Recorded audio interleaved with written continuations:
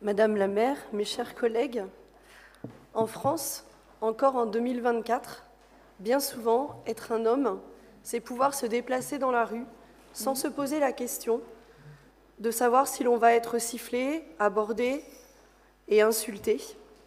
C'est prendre les transports en commun sans se demander si quelqu'un va peut-être nous toucher les fesses, les cuisses ou les seins.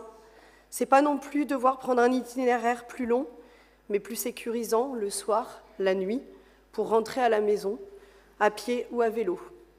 Être un homme à la maison, c'est consacrer 2 heures de moins au fonctionnement du foyer en moyenne, au travail domestique et aux tâches ménagères. C'est également moins se questionner sur la contraception du couple, ni se demander ce que c'est que d'avoir des règles douloureuses ou une endométriose. C'est aussi ne pas subir la taxe rose. Vous savez, les rasoirs de lame qui coûtent 30 à 60 centimes plus cher parce qu'ils sont peints en rose. Peu importe, on n'a pas besoin de se raser les jambes. Au travail, être un homme, c'est toucher 20% en plus en moyenne que ses collègues femmes qui ont fait les mêmes études. D'ailleurs, à l'entretien d'embauche, on ne demande jamais si on veut des enfants, si on est un peu susceptible à cause des petites blagues au bureau ou comment on gère le syndrome de l'imposture. Enfin, être un homme, c'est avoir vu son patrimoine augmenter de 7% en moyenne entre 2015 et 2019, notamment au moment de toucher un héritage ou lors d'un divorce. C'est généralement ne pas avoir à renoncer à une carrière professionnelle quand les enfants arrivent, ou encore, après une rupture amoureuse, c'est ne pas se poser la question si son ex va revenir pour nous frapper, nous violer, nous tuer, ou tout ça à la fois.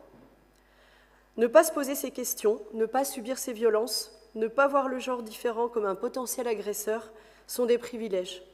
Ce sont aussi des marqueurs, les marqueurs que notre société est toujours profondément sexiste, inégalitaire et violente.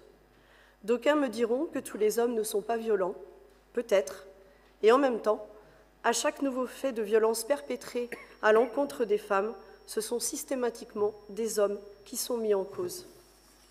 Mais voilà, la moitié de l'humanité est femme. Et à l'heure où la parole des femmes se libère, au moment où le combat pour l'émancipation des femmes n'est plus une utopie, il est primordial de soutenir les actrices et les acteurs qui mènent cette lutte au quotidien. Aussi, à rebours d'une droite régionale qui coupe ses subventions, notre majorité continue son engagement en fournissant de nouveaux locaux au planning familial. Ce mouvement milite pour le droit à la contraception et contre les violences sexistes et sexuelles, entre autres. Il lutte aussi contre la désinformation, de mouvements conservateurs, notamment autour de l'IVG. On se souvient encore de Marine Le Pen qui voulait dérembourser les IVG dites de confort, un terme odieux, car une IVG est toujours une épreuve difficile, psychologiquement et violente pour le corps.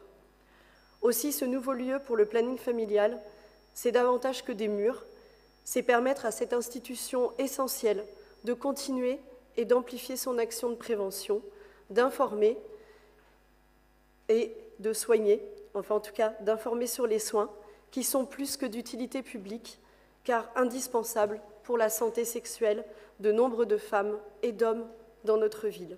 Le groupe UDB votera fièrement cette délibération, car le planning familial est également un acteur clé pour faire de Nantes la première ville non sexiste de France.